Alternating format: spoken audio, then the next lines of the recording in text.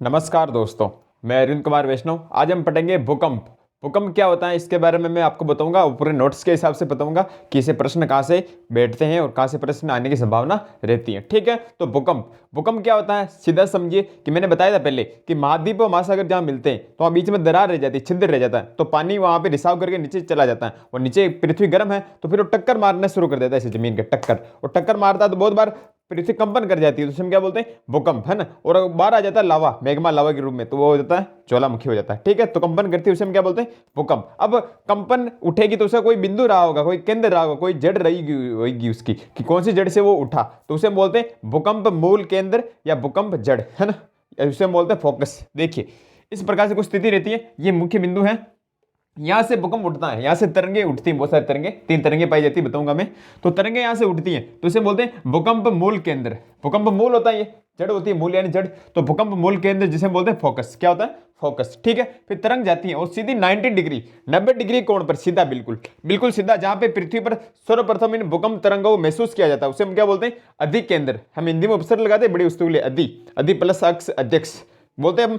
तो ये ऊपर जहां 90 डिग्री कोण पर बिल्कुल सीधी, जहां पर पृथ्वी पर सबसे पहले कंपन करेगी उसमें क्या बोलेंगे अधिक केंद्र। क्या बोलेंगे अधिक केंद्र, जिसे इंग्लिश में बोलते हैं एपी सेंटर। क्या बोलते हैं एपी सेंटर, अधिक केंद्र। तो भूकंप मूल केंद्र यानी फोकस है, तो ये किरणें उठेंगी, तरंगे उठेंगी, तरंगे उठेंगी और सीधी बिल्कुल 90 डिग्री के एंगल पर जहां भूकंप तरंगों को सर्वप्रथम महसूस करते हैं उसे हम क्या बोलते हैं भूकंप अधिक केंद्र यानी एपी सेंटर। ठीक है, और भूकंप मूल केंद्र फोकस हो गया। ठीक है, ओके सर। फिर भूकंप आने से पहले वायुमंडल में किस गैस की मात्रा में वृद्धि हो जाती है, प्रश्न आया था यूपीएससी में एक बार, तो रेडोन गैस की मात्रा में वृद्धि होने लगती है।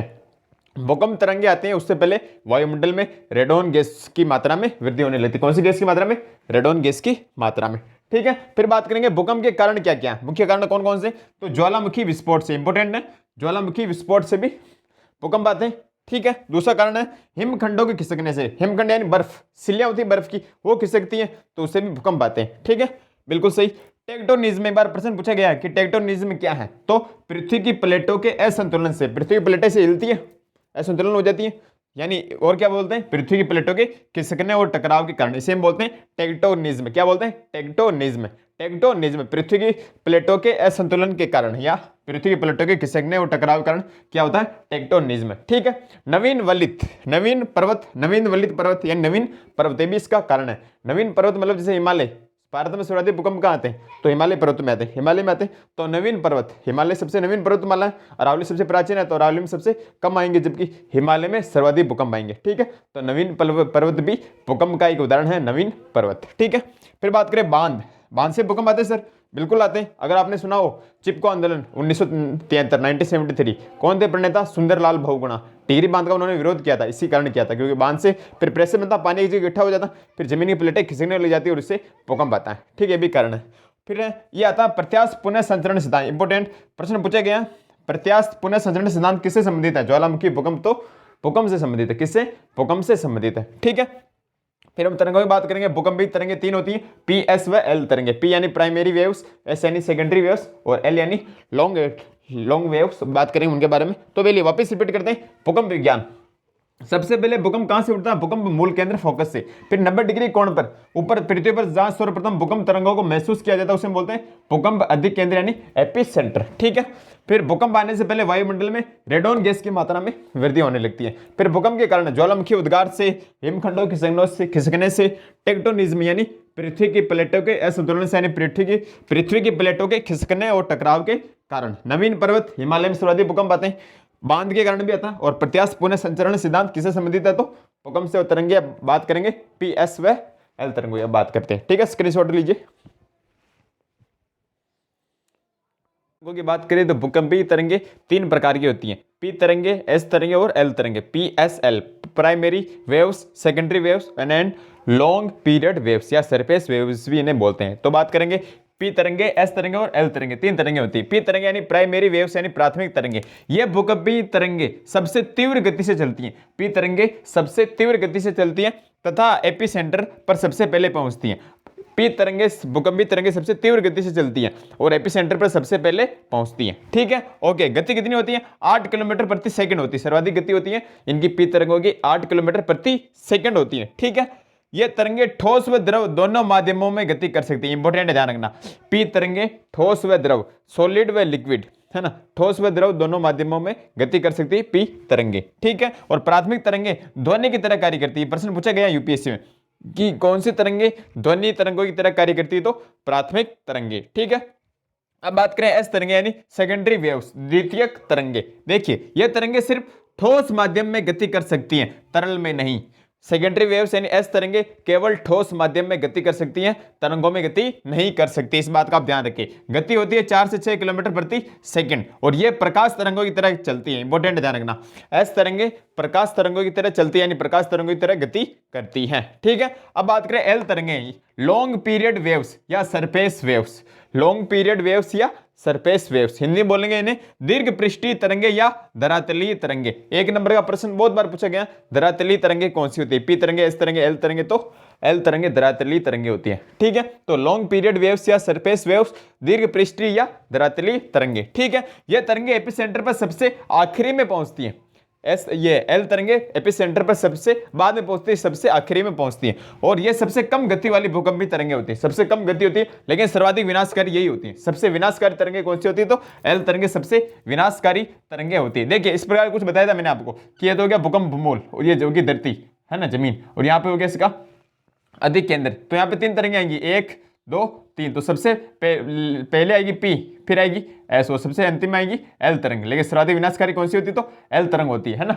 इनकी गति सर्वाधिक होती है पी की, फिर एस की कम और एल की सबसे कम होती है, ठीक है। आगे होगा समझ में मेरे हिसाब से। वापस रिपीट करें, 3 तरंगे होती है भूकंपी, पी एस व एल तरंगे।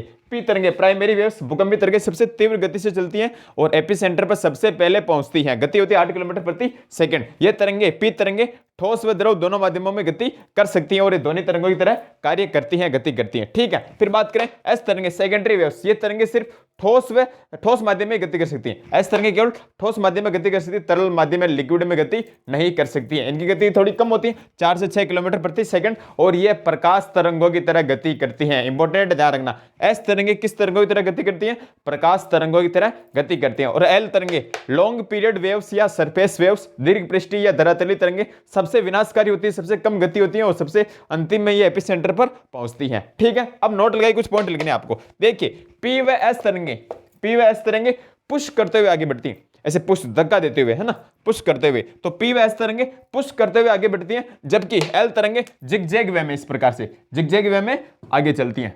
एल तरंगे, है ना, पी व एस तरंगे तो पुश करते हुए आगे बढ़ती हैं, धक्का देते हुए, जबकि एल तरंगे जिगजैग वे में चलती हैं, ठीक है। भूकंपीय तरंगों की तीव्रता किस यंत्र से मापते हैं, इंटेंसिटी। तो किससे मापते हैं, सिस्मोग्राफ। भूकंपीय तरंगों क्या मापते हैं, तो तीव्रता मापते, ध्यान रखना, तीव्रता, है ना। वो तीव्रता किससे मापते हैं, तो सिस्मोग्राफ से मापते हैं, ठीक है। इनके अलग अलग पैमाना होता है, तो रिक्टर पैमाना मुख्यतः होता है। तो देखिए तरंगों की तीव्रता इंटेंसिटी, है ना, इंटेंसिटी तरंगों की तीव्रता को कई स्केल पर मापते हैं, जैसे रिएक्टर स्केल और रोसी-फेरल स्केल। रिएक्टर से भी जानते हो आप, है ना, जैसे 6 रिएक्टर पे 6 रिएक्टर 7 रिएक्टर से पैमाना आएगा ना, 0 से 9 तक होते हैं उसमें।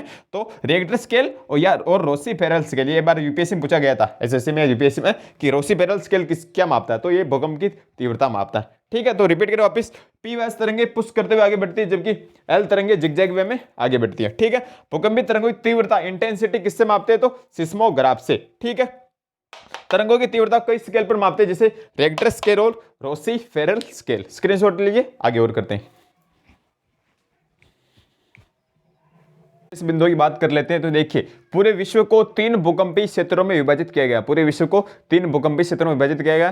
पहला प्रशांत महासागरीय पेटी, दूसरा मध्य महाद्वीपीय पेटी और तीसरी मध्य अटलांटिक पेटी। कुछ इस प्रकार विश्व का मैप होता है, जैसे समझाने के लिए बता रहा हूँ, ये उत्तरी अमेरिका, ये दक्षिणी अमेरिका, है ना, ये मैंने समझाने के लिए बता रहा हूँ, बस समझना है, हंसना मत ना, कुछ इस प्रकार से। तो यहाँ पे ये हो गया अटलांटिक महासागर, यहाँ पे है प्रशांत और ये भी प्रशांत। तो सर्वाधिक भूकंप कहाँ आते हैं, प्रशांत महासागरीय पेटी, यहाँ पे है वो जापान वगैरह, एशिया वगैरह क्षेत्र आता है। तो सर्वाधिक भूकंप कहाँ आते हैं, प्रशांत महासागरीय पेटी में आते हैं। ऐसा ना मत कि सर मैप क्या बना रहे हैं, समझाने के लिए बता रहा हूँ, है ना। परीक्षा में आपको लिखना नहीं होता, आपको केवल टिक करना होता है, ठीक है। तो प्रशांत महासागरीय पेटी, विश्व के 63% भूकंप इसी पेटी में आते हैं। सर्वाधिक सर्वाधिक भूकंप वाला देश कौन सा, तो जापान बता रखा मैंने, और सर्वाधिक ज्वालामुखी वाला देश इंडोनेशिया, ठीक है। तो विश्व के सर्वाधिक भूकंप प्रशांत महासागरीय पेटी में आते हैं 63%, ठीक है। फिर आते हैं मध्य महाद्वीपीय पेटी, इसमें 21% भूकंप आते हैं, और फिर मध्य अटलांटिक पेटी, इसमें 16% भूकंप आते हैं विश्व के, ठीक है। फिर विशेष लगेगा आपको लिखना भारत के संदर्भ में, भारत के सर्वाधिक भूकंप कहां आते हैं, नवीन वलित पर्वत यानी हिमालय क्षेत्र में आते हैं। कहां आते हैं, हिमालय क्षेत्र में, ठीक है। और भारत का सबसे खतरनाक भूकंप 1737 में कलकत्ता में आया था। कब आया था, 1737 में कलकत्ता में आया था। और फिर 2001 में भुज गुजरात में आया था। भुज इसका मूल केंद्र था, भुज गुजरात इसका मूल केंद्र था, तो भुज गुजरात में 2001 में आया था, ठीक है। अब विशेष लगेगा आपको लिखना सुनामी। सुनामी, सुनामी किस भाषा का शब्द है, सुनामी जापानी भाषा का शब्द है। एसएससी में एक बार क्वेश्चन पूछ लिया था, सुनामी किस भाषा का शब्द है, तो सुनामी जापानी भाषा का शब्द है, जिसका अर्थ होता है तट पर आने वाली समुद्री लहरें। सुनामी जापानी भाषा का शब्द है, जिसका अर्थ होता है तट पर आने वाली समुद्री लहरें, ठीक है। ये समुद्र के अंदर जमीन खिसकने या ज्वालामुखी के फटने के कारण महासागर में उत्पन्न होती है। समुद्र के अंदर जमीन खिसक जाती है या ज्वालामुखी फट जाता है, तो उसके कारण महासागर में उत्पन्न होती है, ठीक है। और सुनामी मुख्य कारण क्या होता है, तो समुद्र के अंदर क्या आता है, भूकंप। तो समुद्र के अंदर भूकंप आने के कारण सुनामी उत्पन्न होती है। ये था छोटा सा टॉपिक भूकंप, मैंने आपको पूरा नोट्स के हिसाब से बताया। आप कैसा लगा आप कमेंट जरूर करना, और अच्छा लगे तो शेयर जरूर करना, ठीक है। धन्यवाद।